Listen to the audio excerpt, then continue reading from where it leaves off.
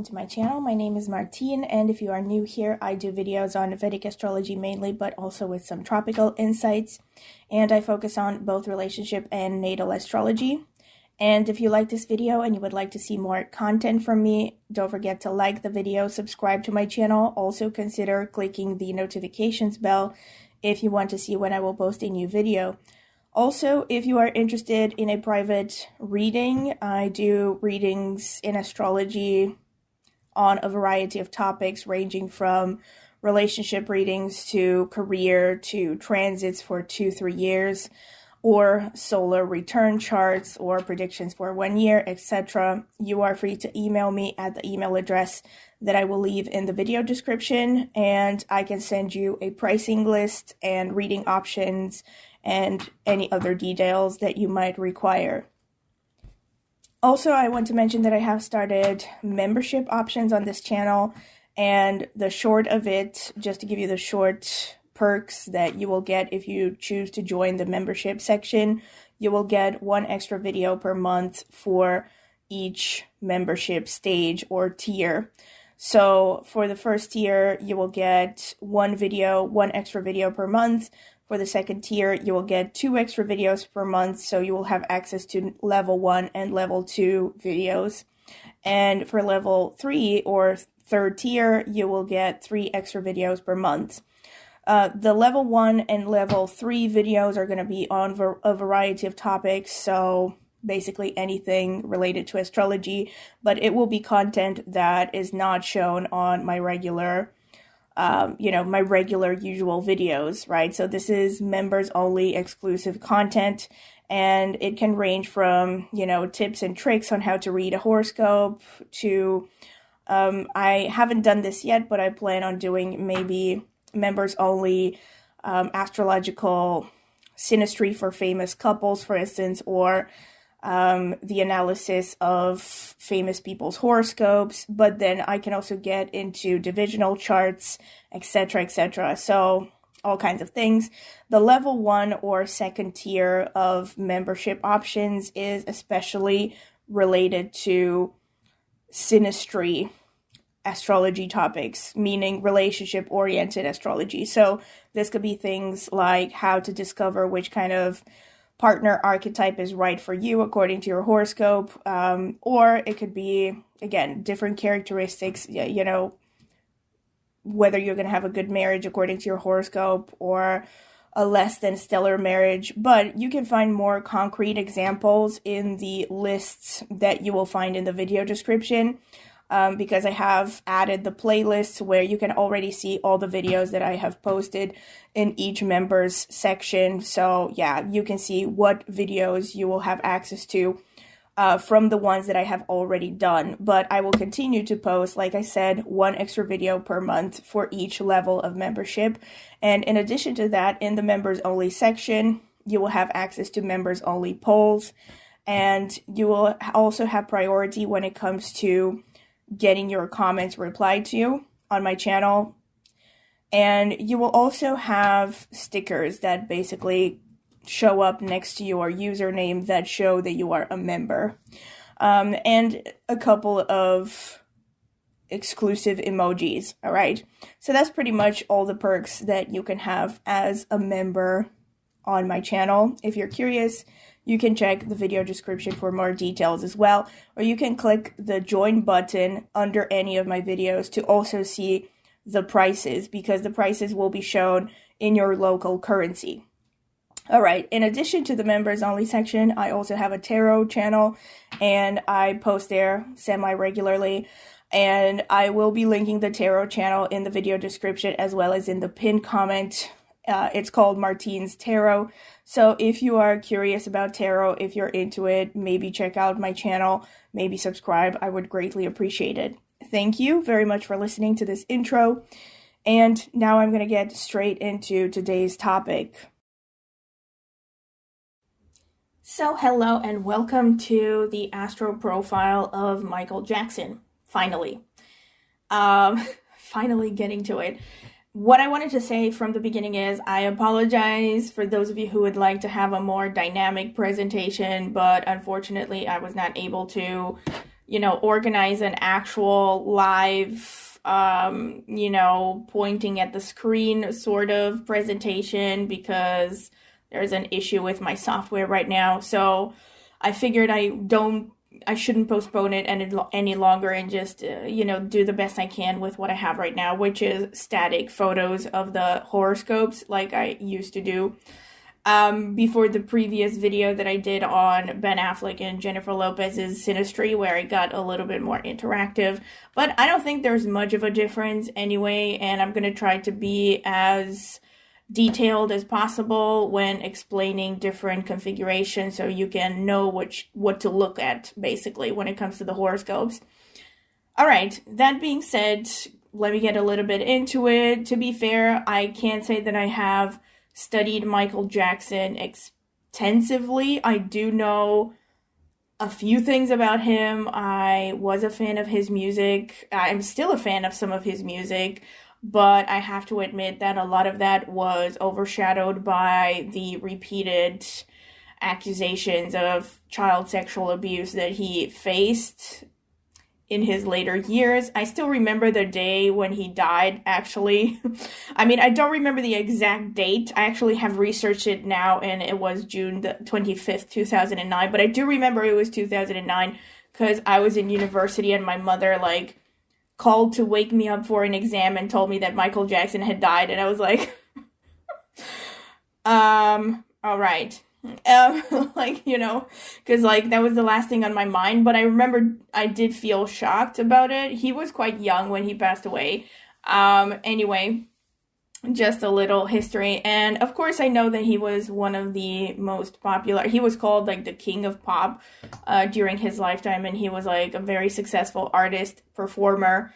And I know that he started out really young in the music industry as part of a band called Jackson 5 with his siblings. I know that his father was instrumental in his career, but he was also extremely demanding and abusive. I've actually done a video a while ago in my member section where I mentioned him as an example with respect to his D4 divisional chart, because he has Saturn in the D4.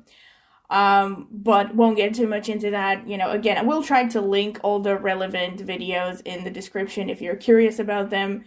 Aside from that, I know that he was also controversial because of his progressively turning white as time went on. I don't remember what the deal was with that eventually, but there were rumors from the beginning that he was basically trying to turn white or something, and I think eventually he kind of admitted to it. He admitted that he was purposefully trying to get surgeries to look whiter and whiter.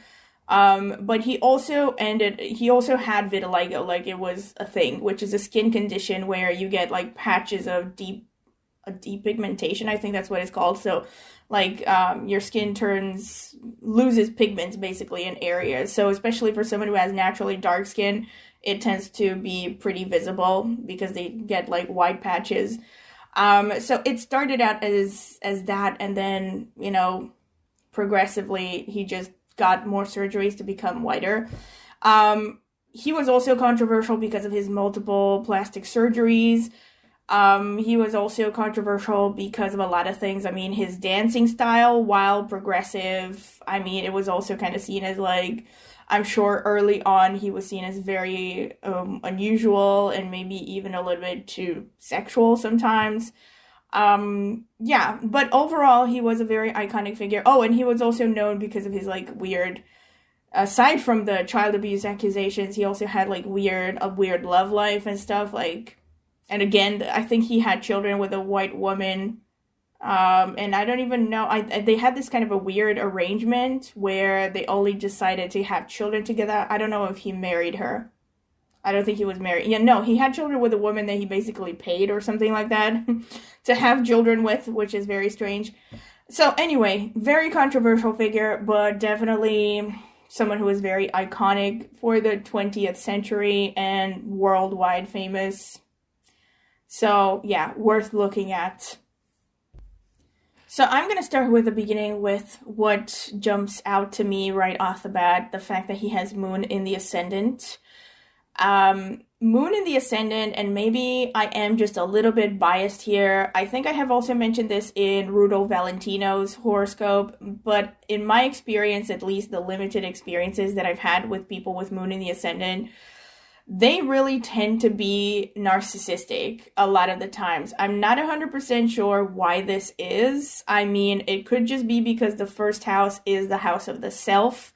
So Moon in the Ascendant basically makes a person very self-preoccupied because, again, the Moon, according to Vedic astrology, is predominantly your thoughts, your mind, your thought patterns, and it's also like your deepest emotional needs.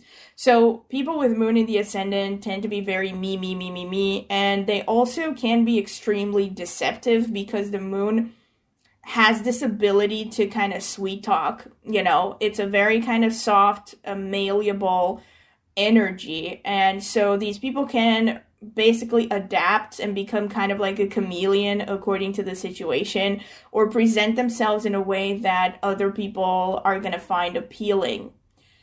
At least, this is something that I have noticed repeatedly with a lot of people. Of course, as usual, you have to look at the general horoscope. I think in his case, it would seem like it took more of a negative expression here because of the rumors that came out about him, which I personally think were true because I've seen that documentary Finding Neverland, and there's a lot of like really horrible stuff being described there. And yeah, and there were also like dubious recordings of him with kids where they seemed unusually intimate with one another, and it was just a lot of really gross, weird shit going on. And personally, I think the rumors were true because, no smoke without fire, honestly. He was accused repeatedly, and I think the outcome was, of course, eventually he wasn't convicted or anything, but I think they were all settled through payments and stuff like that. But it definitely took a toll on him. The repeated accusations, not just career-wise, but also mentally, psychologically, which would be understandable because he ended up actually dying of intoxication because he was taking something called propofol, which is, I don't even remember exactly what it is, but it's something like an anesthetic or something like that. It's something very strong that he was actually taking to sleep. And there was also some controversy surrounding his death about whether his doctor should have prescribed that to begin with and whether there were abuses going on there. Anyway, won't get too much into that. But this is pretty much what I can say with the Moon, is this kind of hints towards him potentially being deceptive. In addition to the fact that the Moon also is a very kind of ups and downs energy. The life path, especially with Moon in the Ascendant, tends to kind of wax and wane like the Moon. So, it's like sometimes it's very high, sometimes it's very low. It's like sometimes you're on the wave when the tide is high, and then, when the tide is low, everything is going to shit. On top of that, his Moon, if I'm not mistaken, let me check. Yeah, is in Purva Bhadrapada Nakshatra, which is, again, I have talked about it more in depth in the video where I talked about Jupiter's nakshatras. And it is a nakshatra symbolized by the two-faced man, and it's also particularly connected to the occult and basically a lot of negative energy. It's literally ruled by a deity that rules black magic, according to Vedic astrology traditionally. And it's known for people who are, very capable of deception. So this would further enhance, the idea that he was two-faced, basically. There were a lot of people also saying that the way that he talked was actually very cultivated because he had this kind of like soft, whispery voice when he spoke that made him seem very kind of soft and helpless, almost childlike, quote unquote. And in reality, like, his voice was not like that. Like, people who heard him talk in different situations knew that he was faking it. So, just one example. Another thing that I want to say, of course, which ties into all the other videos I've done previously on childhood abuse and problematic relationships with the mother archetype slash father archetype. Another thing that stands out, aside from the thing that I've already mentioned about his D4 having Saturn in it, here what we see is Sun in the 7th house. Even though the Sun technically is strong here because it's in Leo, it's also in Magha Nakshatra, which is not surprising. Again, I have said this in a video where I talked about fame, because I haven't gotten to the Ketu rule nakshatras in depth yet.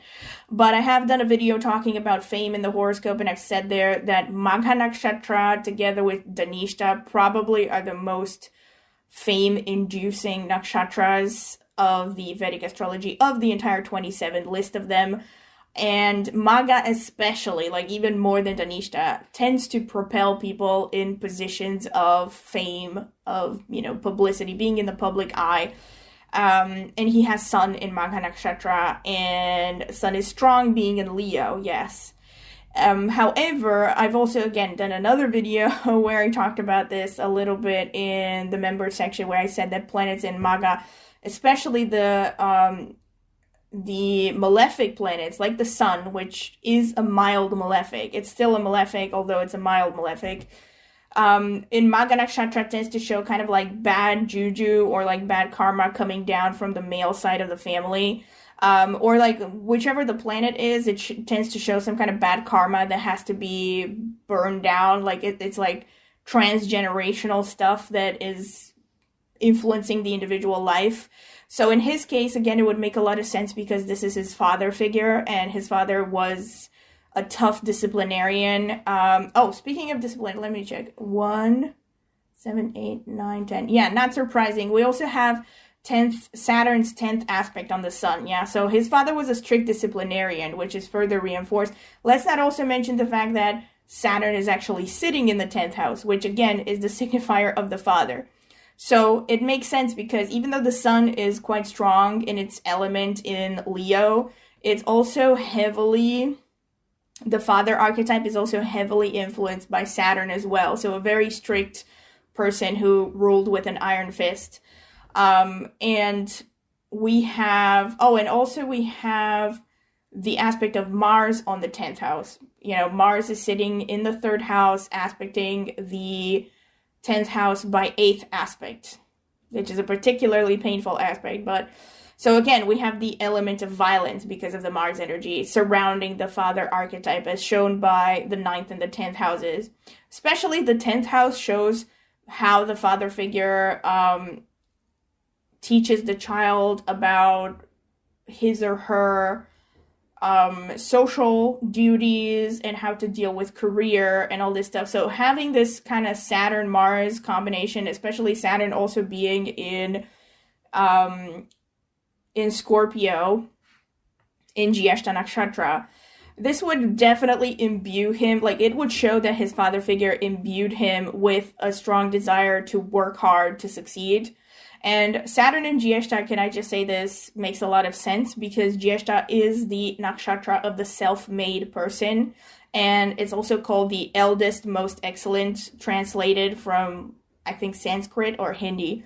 And basically means that people with a lot of prominent Jyeshta are people who far exceed their family's reputation and social status, right? So if you look at a lot of people with prominent Jyeshta, no matter what their background is, they really take the family name to the next level, So if they come from a broke background, they really become I think even in his case, I don't know if he was broke or anything. I don't think he came from money, if I remember correctly, because I know I saw some documentaries about him ages ago.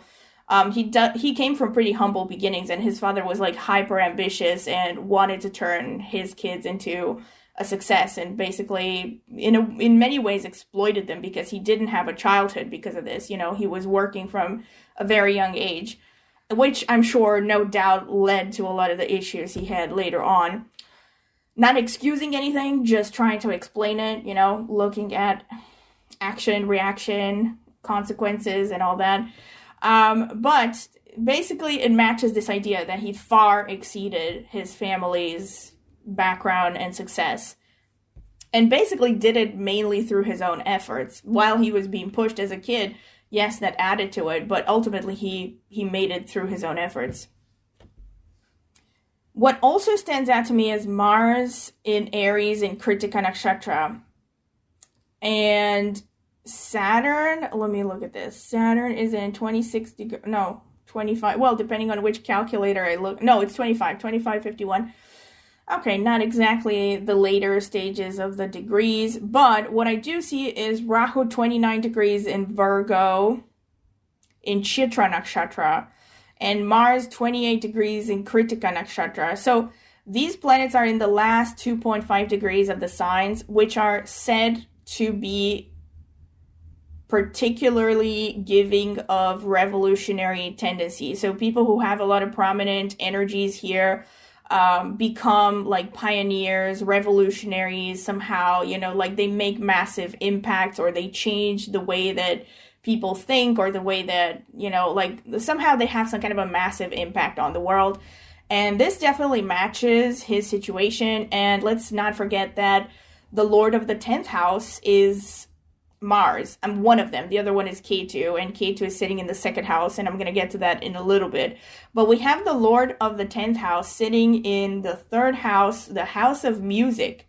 I've said this in another video, I think, but I'm going to say it again. Like the two most prominent houses connected to music are the second and the third house, because the third house has to do with all types of communication. So it even rules the speech, and it rules writing, and basically all kinds of communication. So music is a type of communication, right? And it rules, like, for instance, when it comes to speech, it rules the manner of speaking, the way of thinking, right? It also rules thoughts, because the third house is about thinking.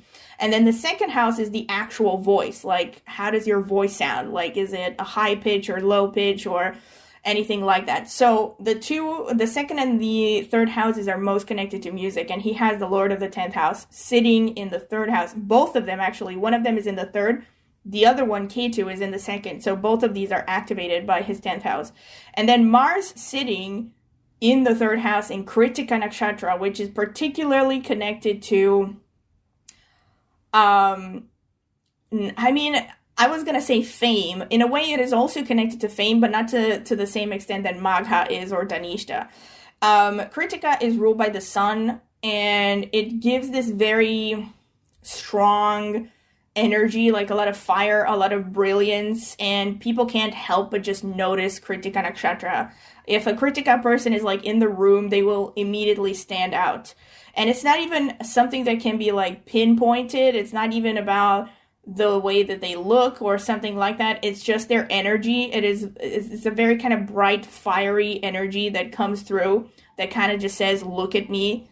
And you will see this like time and again with a lot of people who have Kritika placements, that even if they're not the best looking or the most intelligent or whatever, they just seem to have this presence about them that makes them stand out. Also being ruled by the sun, it's actually connected to being hyper competitive, and very kind of aggressively wanting to stand out, especially in the Aries Padha, because this nakshatra spans the first Padha is in the last degrees of Aries, and the other three are in Taurus. And when it sits in Aries especially, this is very physical, and it has a lot of drive, because there's that Mars energy about wanting to be the leader, to stand out.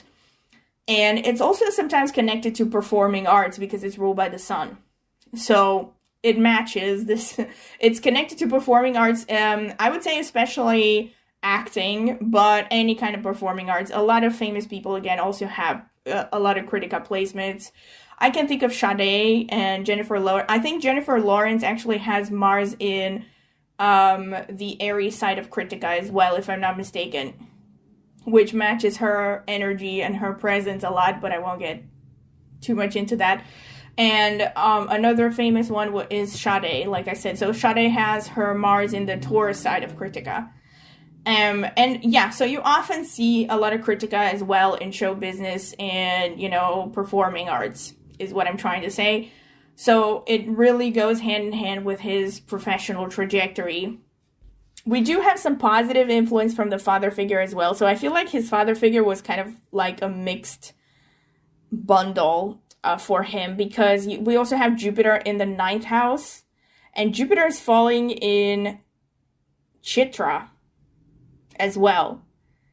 So Chitra Nakshatra again is connected to wanting to shine, wanting to stand out. It's ruled by Mars.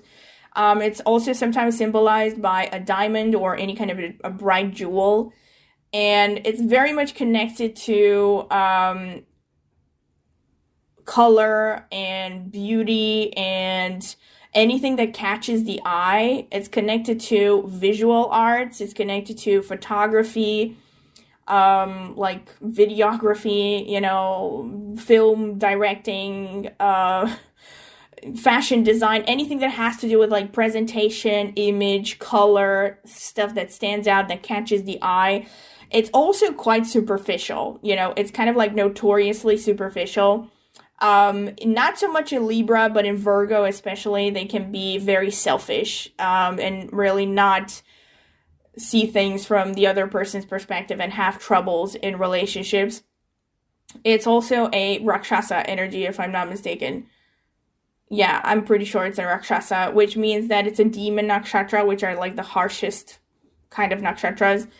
So it's also known to be hyper competitive as well. But again, there is a connection to show business because of this energy. There are a lot of energies in his horoscope that show that he wants to stand out. There's a lot of masculine energy as well, like a lot of like, I want to be there at the forefront. Everyone look at me. Definitely the energy that you would see in a performer, basically.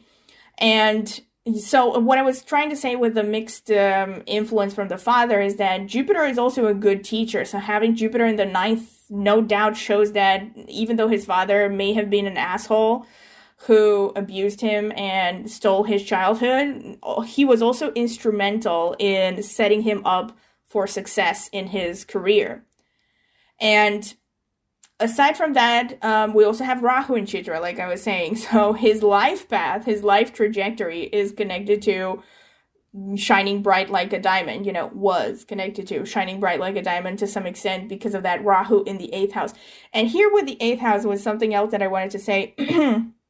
I've actually heard Kapil Raj say this from KRS channel. And I mean, at first I thought he was being exaggerating, to put it nicely, but he said that from his experience that the music business and especially the music business, but the Hollywood sphere is very rich in people who have heavy 8th house, 12th house and 4th house, but especially 8th house because of the connection to the occult.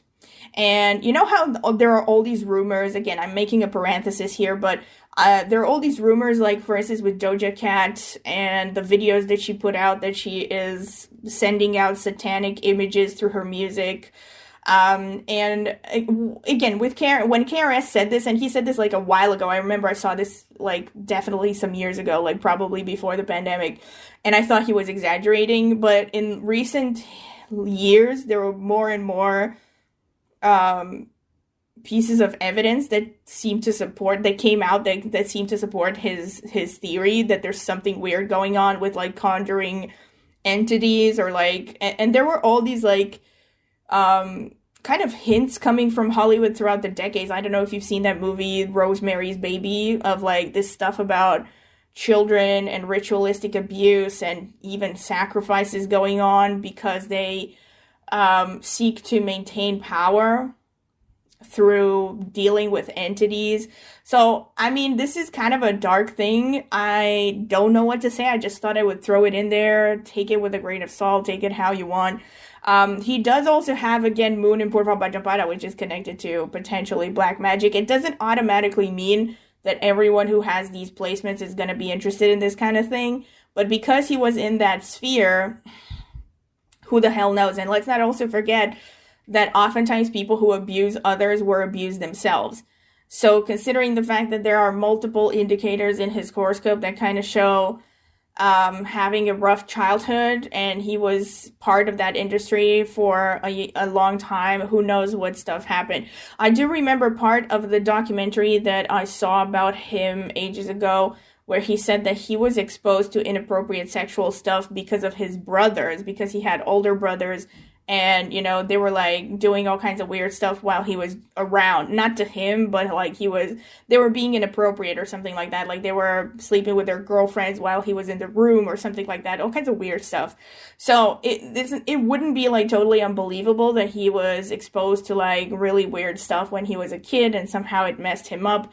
Although, again, I'm not trying to say any of this to excuse bad behavior.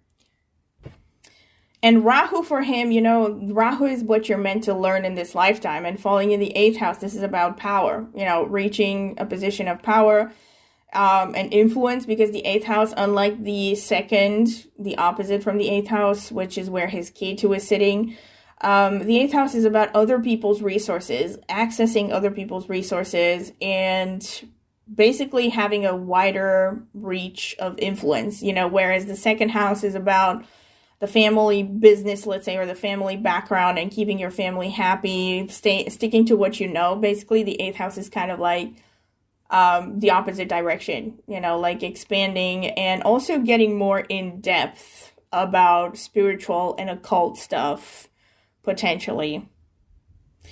And the 8th house is also about ups and downs.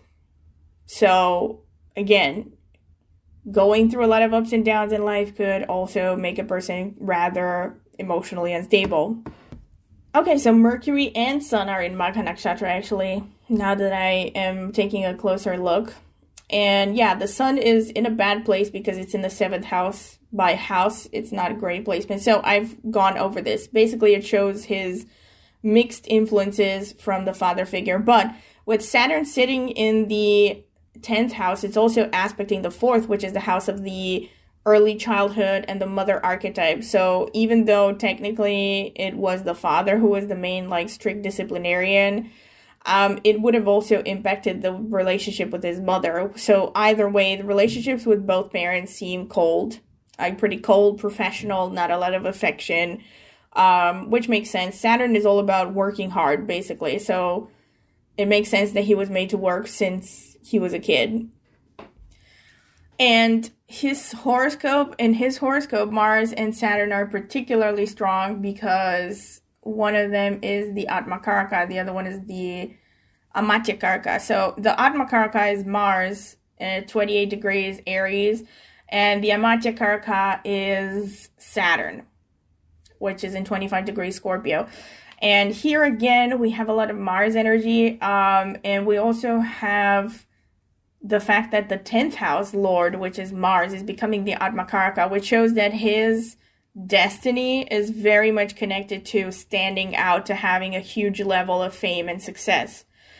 Because the Atmakaraka is like your life's purpose, basically, the reason you incarnate. And this is pretty much, it's showing that he was meant to experience, really standing out, having a huge degree of fame. Now the level of fame that he reached, is debatable with respect to why he reached that level of fame based on his horoscope. Because it's not like everyone with placements in, who has Atmakaraka ruling the 10th is going to become a superstar. But in his case, there are like multiple indicators pointing towards this direction because, like I said, all the masculine energy, there's like a lot of Magha Nakshatra. There's a lot of other stuff. So I'm going to see also as I go along, maybe I might pick up on other things. But yeah, there are multiple indicators that he has the horoscope of a performer, And again, because of the connection to the music industry, it would be understandable that he would reach a high level of fame. And also with Saturn in the 10th house, this would show, again, Saturn is pretty strong in his horoscope, which shows the ability to persevere, to deal with obstacles, to continue on, working and building gradually on a career. Not to mention the fact that, he also has Saturn in Jyeshta, which again is particularly known for its ambition, and again another Rakshasa nakshatra, which is a demon nakshatra, which is very harsh and kind of like, very focused on gaining power and success. So with Saturn there, not only does it show that he had this ability to be very focused and very determined and hardworking towards his purpose, but it also showed the slow, steady climb in his career. I mean, he had a long-standing career. Saturn is about durability. And again, this is what you would get from traditional texts, but I tend to look at it from a psychological point of view, which is that people with a strong Saturn, the reason they have long-lasting careers is because they're very focused on their craft, you know.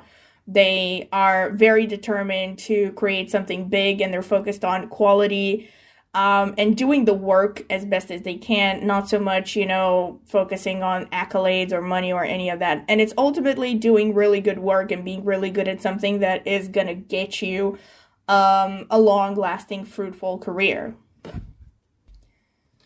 Another thing I can say about his horoscope is that, another thing that I wanted to say, I should have mentioned this, Saturn being the Amatya Karaka further enforces the idea that he was very hardworking, very determined, because the Amatya Karaka shows how you get to the Atma Karaka, so how you will reach your goal and your purpose in this lifetime. And in his case, it was through hard work, like because of that Saturn and Scorpio and Jyeshta in the 10th house. And because, again, so basically both the Amatya Karaka and the Atma Karaka are connected to the 10th house, you know, so it's a very strong influence of, and also the 3rd house, because Mars is ruling the 3rd house. So we have, and this is another thing now that I'm here. The Lord of the 3rd house, Mars, is sitting in the 3rd house. This shows a huge amount of courage. This is a person who's very, you know, self-motivated, very independent, has a huge amount of drive, because Mars in Kritika and Aries is very, very strong. A lot of masculine energy again. Fiery, passionate, self-motivated, self-standing, etc., etc. Someone who can really kind of like pummel down every obstacle, basically. And so we have the connection to the 3rd and the 10th houses, which show fame and music. And then he also has Moon in Purva Bhadrapada, which is connected to dancing. And then he has Mars aspecting not just Jupiter by 7th aspect, but also Saturn. So the connection between Mars and Saturn shows kind of the discipline to succeed in athletic stuff, like anything to do with the physical body. So for instance, if you look at professional athletes or something, you would see very strong context between Mars and Saturn. In his case, it's not like the strongest contact, but it would be enough to explain, you know, his ability to learn different dances, and to his performances on stage were very physical and demanding. And he would do that kind of thing, you know, on a regular basis. So again, it all ties into his reputation and his career.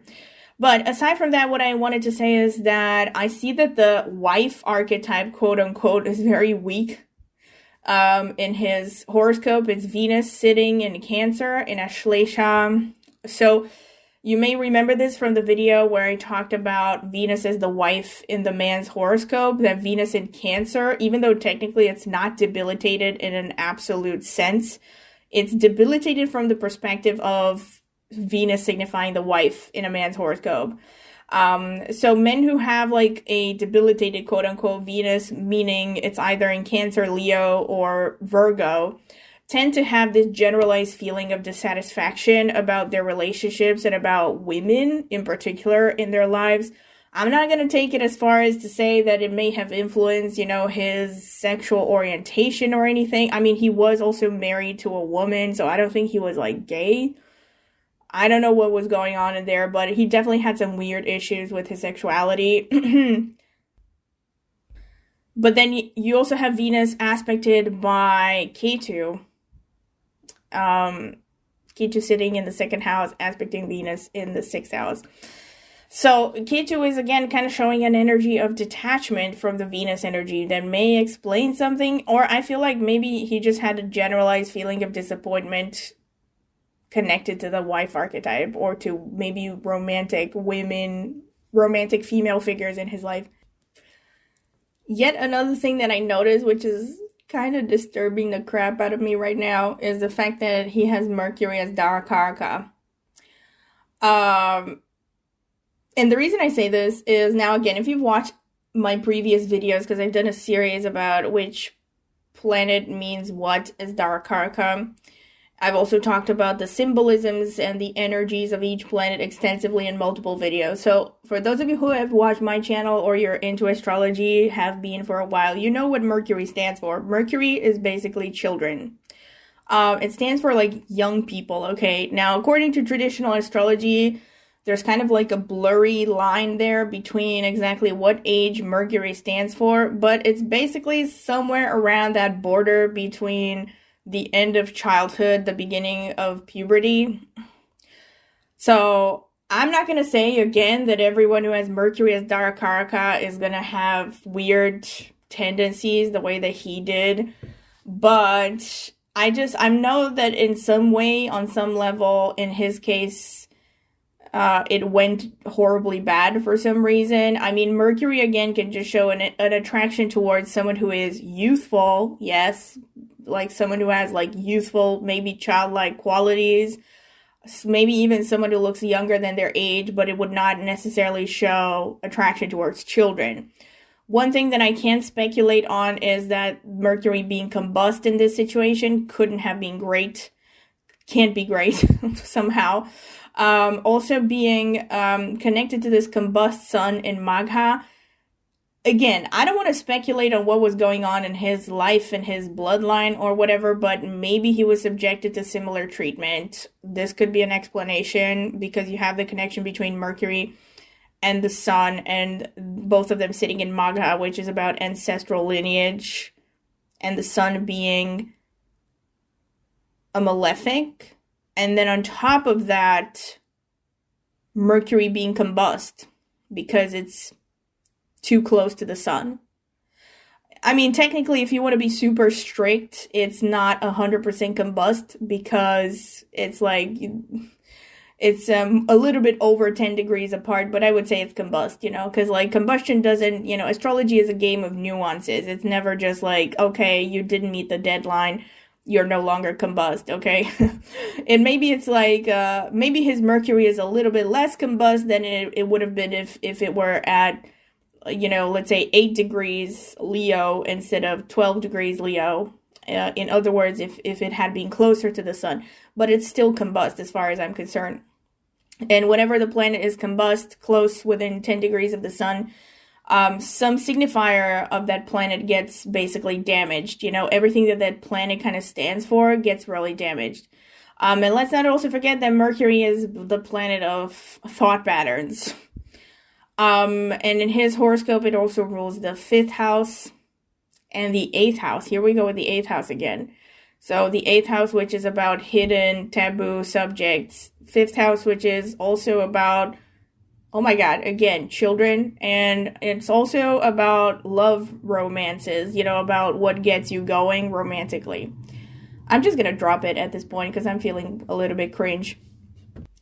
Just one more observation, the conjunction between Sun and Mercury is also aspected by Saturn, which is further malefic influence that may have added. Oh, and also we have Venus aspected by Mars as well. I'm thinking a lot of things right now, but I'm just going to shut up because, like, the subject makes me feel uncomfortable. Anyway, if you look at his navamsa a little bit, I'm seeing more disturbing patterns over here. I'm not gonna lie. I mean, Mercury is conjunct Ketu and Moon. See, here's the thing. Whenever you have like Rahu or Ketu honestly conjunct any planet, it can potentially turn it malignant in some way, like somehow really distort the nature of that planet in some, you know, inappropriate way. I would potentially see this as maybe connected to why he had an attraction towards children as well. And also, if I look at his Atmakaraka, Mars is also sitting in the 10th house. So the Atmakaraka here sitting in the 10th house, again, is further reinforcing a long-lasting career, social status on the rise even after midlife. And the Lord of the 10th house falling in the 9th house again would further enforce that because the 9th house is a benefic energy. Although it's falling in Scorpio here, so there's a bit of darkness as well. But what I was going to say is that the seventh house from the Atmakaraka, which can also hint towards the kind of quote spouse you have, as well as the seventh house itself, the seventh house in the navamsa, are both ruled by Mercury. So again, everything connected to the spouse archetype is somehow influenced by Mercury in his horoscope. And again, I'm not saying that this would explain stuff, but I feel like it's maybe a combination of something, a combination of things maybe mixed with frustration, because we also have Venus again conjunct Saturn in the Navamsa in Aquarius. So again, the wife archetype, like the traditional signifier of the wife in a man's horoscope, is pretty badly damaged. So who the heck knows? Maybe it was like his frustrations or something about relationships with women that somehow made matters worse. Just speculating. I'm not 100% sure what went on. And oh my god, again, we have a connection between the fifth house and Mercury, because the lord of the fifth house is the moon, and it's conjunct Mercury, which is also the lord of the seventh house. So like I said, like literally almost all of his spouse signifiers, except for Venus, the ones that are ruled by Venus, are connected to Mercury in like 2 divisional charts so far. So the main 2 divisional charts, actually 1 divisional chart, sorry, the first one is the natal chart. So yeah, the divisional chart is this one, the navamsa. Now, if you look at his dasamsa a little bit, you see that he has, again, Cancer in the ascendant, which is a lot of waxing and waning, the moon. And the lord of the ascendant, the moon, is falling in the 3rd house again. So here's that 3rd house, which shows not just an independent person when it comes to their career, but also this energy focused on music, especially, or some form of communication. But because it's the moon, you would expect it to be something artistic. And again, because the 3rd house is connected to music, you would expect it to be singing. Then we also have Ketu in the 10th house. This one is kind of interesting because Ketu in the 10th house would show potential, again, could also show something like an interest in the occult. But in this case, Ketu is ruling the 5th house. If I'm not mistaken, yeah, it's ruling the 5th house. And we have the lord of the 5th house falling into the 10th house, which is further kind of reinforcing a career trajectory connected to creativity. And on top of that, it might, again, like I said, so it could also be some kind of a connection to the occult because of Ketu. But it could also show like a person who has progressively less interest in his career as time goes by. Or just becomes more interested in just hidden things and things that are kind of dubious and behind the scenes. You know what I mean? Like, I'm just going to leave it at that, you know. Aside from that, we have the lord of the 10th house, Mars, sitting in the 7th house, which is showing working with audiences. The 7th house is audiences. And the 7th house is also a house connected to career. It's the Bhavad Bhavam of the 10th house. So basically the 10th from the 10th house. It's seen as kind of like a higher energy of the 10th house. So this placement would further enforce like a long-lasting, steady career. We also have Saturn, which is the Karaka of the 10th house, aspecting the moon, again, aspecting the 3rd house. I mean, it's sitting in the 9th house, but it's also aspecting the 3rd and the moon, which is the lord of the ascendant. So this again would further reinforce the idea that he was meant to have a long-lasting, successful career, because the signifiers of the career with the ascendant of the dasamsa are connected. And also Jupiter falling in the 5th house again shows a lot of luck when it comes to creativity. It also shows that he had a lot of like smart people managing him, basically. Or let me put it like this. It shows that the people who worked for him were really smart, you know, so that could have also aided to his success because he had like, I don't know, smart managers and people who pushed him forward and dealt with the more technical or administrative aspects of his career. He had good advisors, is what I'm trying to say. The sun being in the sixth house, though, does not necessarily show like a huge amount of authority. It does show, though, that this person, again, it could potentially, again, connect to a creative career, because the sixth house is like, well, in the dasamsa, it shows your coworkers, and it shows like the kind of work that you do on a regular basis, so the general work environment. So it could just be a confirmation of the fact that he was surrounded by creative individuals. He worked in a very creative field. But also the sixth house for the sun is not a very happy placement, because there's a lot of competition, and potentially a lot of people who challenge his authority. And somehow, like, he probably didn't have much of a sense of authority when it came to his career, really.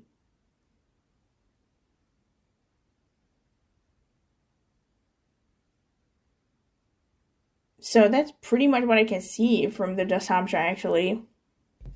I mean, the main aspects I could go on and on about, different houses and how they influence one another. I also want to talk a little bit now about his Arudha Lagna a little bit. I just want to say that having ascendant in Aquarius meant that he had two Arudha Lagnas. Remember, I've talked about this in the videos where I talked about Arudha Lagnas and how to calculate them, that Aquarius and Scorpio have two Arudha Lagnas. And you have to look at the lords of Aquarius, you have to look at the lords of Scorpio, which are, for Aquarius, Rahu and Saturn, and for Scorpio, Ketu and Mars. So each of these lords will give you a Arudha Lagna. And in his case, so his Saturn is falling in the 10th house. So if you calculate, this means that the Lord of the Ascendant, Saturn, is falling 10 placements from the Arudha Lagna. And then if you add this many houses again, you get to the 7th house. But according to the exceptions that I personally use, you cannot have the Ascendant or the 7th house sign being the Arudha Lagna. So you add another 10 placements and you get to the 4th house, which is Taurus. So this is one of his Arudha Lagnas. The second one you get by looking at Rahu. So Rahu is sitting in the 9th house. And again, you add 9 placements from where Rahu is sitting and you get to, let's see, 7, 8, 9. Yeah, you get to Gemini. So his two Arudha Lagnas are Taurus and Gemini. One thing that I want you to notice is neither of these, looking at the D1, because this is the most important, right? Neither of these have any planets in them, which means that overall, it would be easier for this person to get away with deception. I've talked about this subject more in depth in a video. I'm going to try to find it. It's in the Arudha Lagna series playlist that I have. I've talked about it in multiple videos about the Arudha Lagna, where people who have, let's say, malefics in the Arudha Lagna tend to be perceived more negatively by the public. Like, people will tend to suspect them. Even if they're innocent, they will be suspected of doing shady crap just because people have a bad opinion of them.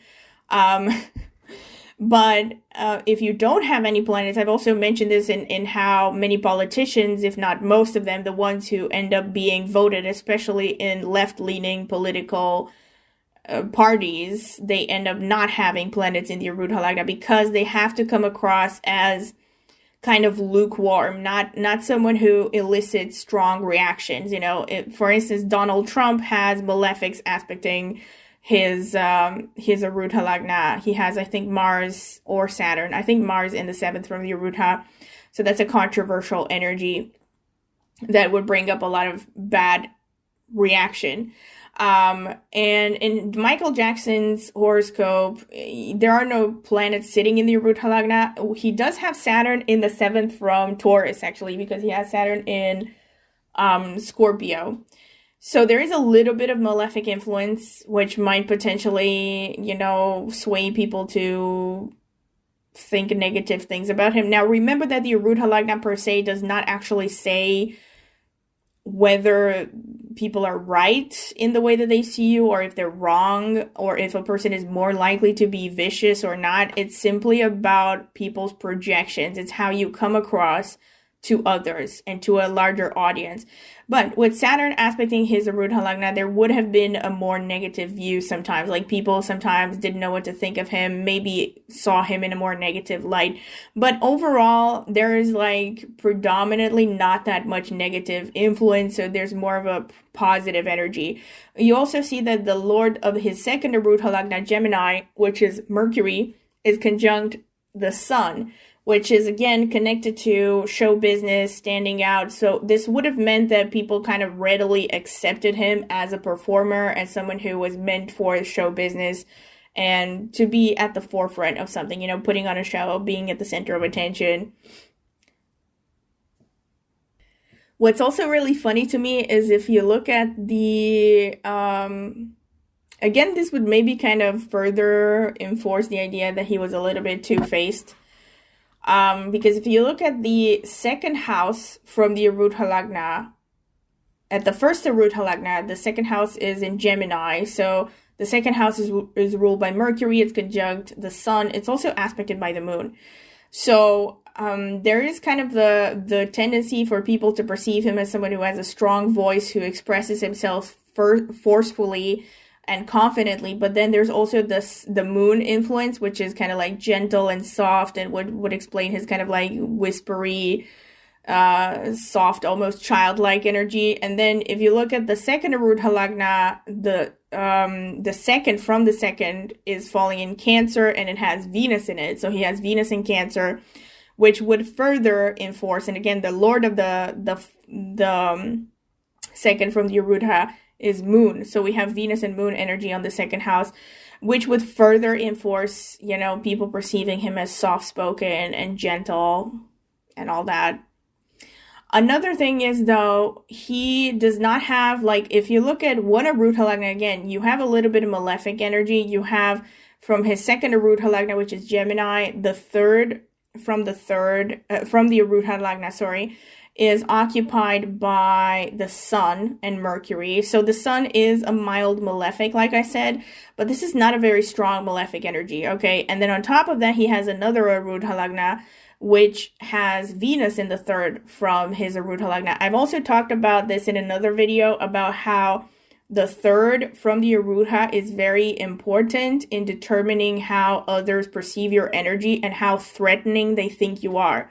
So people who have like a lot of malefics in the third from the Arudha Lagna tend to be viewed as like people who can, you know, be capable of damage, you know, like, so in certain situations, it might even be an advantage to have malefics there. Like if you want to go for law enforcement of any kind, going for the military or any kind of like high-powered, demanding position where you have to command respect, it's a good idea to have a lot of malefics in the third house from the Arudha Lagna, or to have them in the first house of the Arudha Lagna, because then people kind of naturally defer to you, you know. But if you have a lot of benefics in the third, people just see you as kind of like mild-mannered and sweet and like, you know, incapable of hurting a fly. And he does have Venus in the third of one of his Arudha Lagnas. The other one is occupied by Mercury and Sun and aspected by the Moon. So not a lot of malefic influence, you know. Predominantly there's benefic, there's sweetness here with the Venus energy. So again, it would aid to him being seen as like a generally harmless person, you know, very soft and very meek and all that. Which again would explain why he got away with the stuff he got away with for as long as he did. Another thing that I wanted to talk about is a little bit about the dashas of his horoscope. So I just recently did a video, I think right before this one, where I talked about Mercury Sun conjunctions and how they show, quote, instant karma, end quote, meaning this aspect tends to show that you get what you give in terms of morality and karma. Like eventually people who have this conjunction, especially if it's very strong, like in his horoscope, because they're only about 10 degrees apart, they eventually get caught, you know. So like if they do really shady, immoral things, they eventually have to pay for this one way or another within this lifetime. Whereas if you don't have this conjunction, Everyone pays for their bad deeds one way or another, according to Vedic astrology anyway. But they won't do it maybe in this lifetime. So, other people can get away with multiple murders, but if you have this conjunction in your horoscope, which a lot of people have, to be fair, I think if according to statistics, it's like maybe 1/5 of the world's population. I think it would be less than that, because there are degrees of it. Okay, won't get too much into it. But again, there's a difference between having the conjunction within, 25 degrees and having it within 5 degrees, right? So the stronger it is, the more it will make its presence felt. And in this situation, he has this conjunction, is what I'm trying to say. And what's interesting is that if you look at his dasha, so I actually did a little bit of research and looked for when was the first time that he got accused of child sexual abuse, and it was in August 1993. And I think it was in August. Wait, let me check again. So actually in August was the time when the scandal started to break out. Apparently the child talked to his psychiatrist in July and talked about some inappropriate behaviors, and he eventually, his father filed a lawsuit against Jackson. So in any case, in 1993, that was the year when his first accusation came to light. And now if you look at the dasha, he entered the dasha of Mercury, the first dasha of Mercury, the dasha of Mercury, the antardasha of Mercury. So the first antardasha of a planet is always the pure energy of that planet. So very strong Mercury energy here. So it's activating this conjunction of the Sun-Mercury conjunction. So it started on the 19th of September 1991 until the 16th of February 1994. This was the dasha of Mercury, antardasha of Mercury. So this is when his accusation started, right around the time when, Mercury was activated. Before this, he was under a different dasha from a different planet. And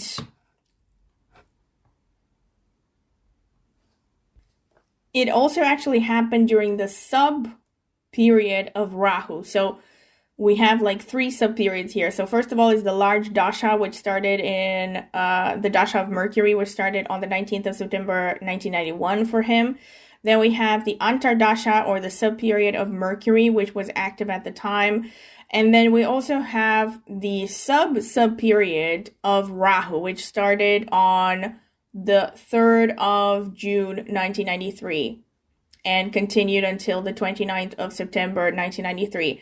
So Rahu was also influenced around the time when the first accusation surfaced, and Rahu is sitting in his 8th house, which is the house of basically dirty business that you keep hidden from the world. And now, because of this transit that hit, this dasha that was activated, now I haven't actually looked at his transits as well, because that would probably show more about what actual planets were transiting, because again, this is not a super in-depth transit explanation, but the dashas already are showing, that these things came to light at that particular time because they were activated by the planets, basically.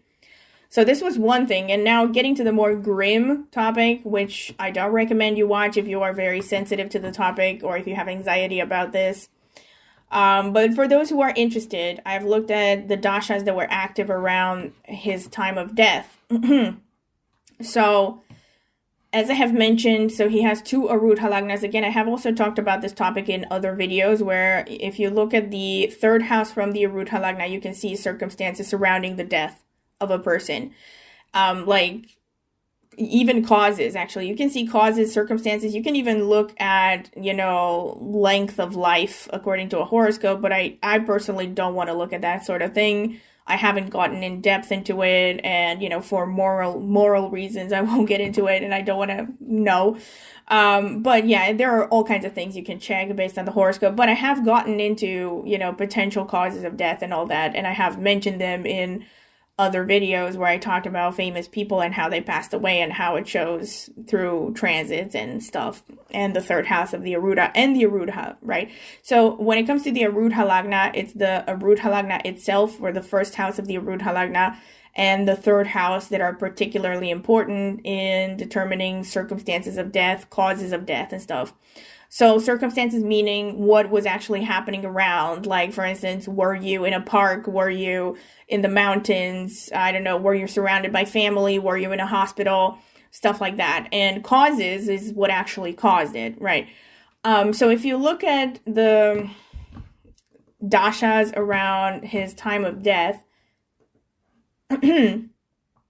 we have Ketu, the Ketu dasha, the sub-dasha or the antardasha of Venus was active. So he passed away on June 25th, 2009. He entered the sub-dasha of Venus of Ketu. So the antardasha of Venus as part of the dasha of Ketu on the 16th of February, 2009, which was going to end on the 16th of... Nope, sorry, I made a mistake. So he was actually in the antardasha of the sun. Still the dasha of Ketu, but antardasha of the sun. And like I said, so he passed away in June. The antardasha of the sun started on the 16th of April, 2000 and... No. Wait, I got totally mixed up right now. I'm checking the screen. Yeah, wait, I was right the first time. So he was in the subdasha of Venus, okay, because it started on the 16th of February 2009 and it ended on the 16th of April 2010. So it was gonna end, right? But he passed away in the meantime. So it was the dasha of Ketu, the antardasha of Venus, and the subdasha of... Let me check. Of the moon. Yeah, so basically, if you look at, I'm gonna show you the list of the sub periods. So he literally passed away 3 days after he entered the moon sub period of the Venus antardasha of Ketu. He entered this period on the 22nd of June 2009 and he passed away on the 25th. So, and if you look at his horoscope, so we have the energies of the moon, Venus, and Ketu, but the Ketu is not the most prominent because the Ketu dasha was like running since 2008. Okay, but I mean, it's also prominent, but not the most specific. We have moon and Venus particularly. So again, if you look at his D1 horoscope and bear in mind the fact that he has one Arudha Lagna in Taurus and the other one in Gemini. So now if you look at the third from the Arudha Lagna, the third from the first Arudha Lagna, the one which is sitting in Taurus, which was based on the calculation of Saturn, we have the third house falling in Cancer, which is ruled by the moon, and it has Venus sitting in it. So both Venus and the moon are being activated here, which activate the circumstances of death, basically, according to the horoscope. And Venus is also ruling the Arudha Lagna itself, with Taurus here. If you look at it from, let's say, the second Arudha Lagna, it's maybe not as obvious, right? We do have the sun energy. Yeah, so we don't have actually the energy here shown from the second Arudha Lagna because the Arudha Lagna falls in Gemini, the third from it falls in Leo. The sun is sitting in Leo, conjunct Mercury. So we don't really have like Venus or... Oh, well, actually, wait a minute. Yeah, there is a little bit because the moon is looking at the third house from the Arudha Lagna. So the moon is sitting in Aquarius opposite Leo and aspecting the sun and Mercury. So either way you look at it, at whichever Arudha Lagna you look at, the moon is influencing the third house from the Arudha Lagna. And it's right in that sub-period that he passed away, which I think is pretty eerie. Okay, so this is pretty much what I have to say. Again, of course, as usual, there's always like tons of things to say about a horoscope. I just looked at some of the most important things, which I thought were relevant, interesting.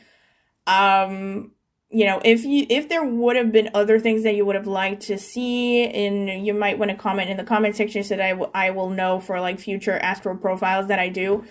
But in any case, if you have enjoyed this video, as usual, don't forget to like, subscribe if you haven't done so already, click on the notifications bell if you want to see when I will post a new video, and if you would like to find more members only videos, you can become a member.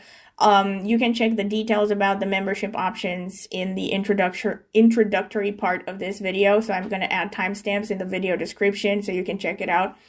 If you are interested in a personal consultation, I do consultations on a wide variety of topics. I have an Arudha Lagna reading as well, but I have like a bunch of topics. I haven't counted how many of them in any case. And I also have like personalized options if you want something specific. So if you're interested about getting interested in getting a private reading, you can email me at the email address in the video description for more information and a pricing list and all that. And last but not least, I also have a tarot channel. So if you're curious about tarot, I will be linking it in the video description as well. So go ahead and check it out. Maybe subscribe. I would greatly appreciate it. Thank you very much for listening.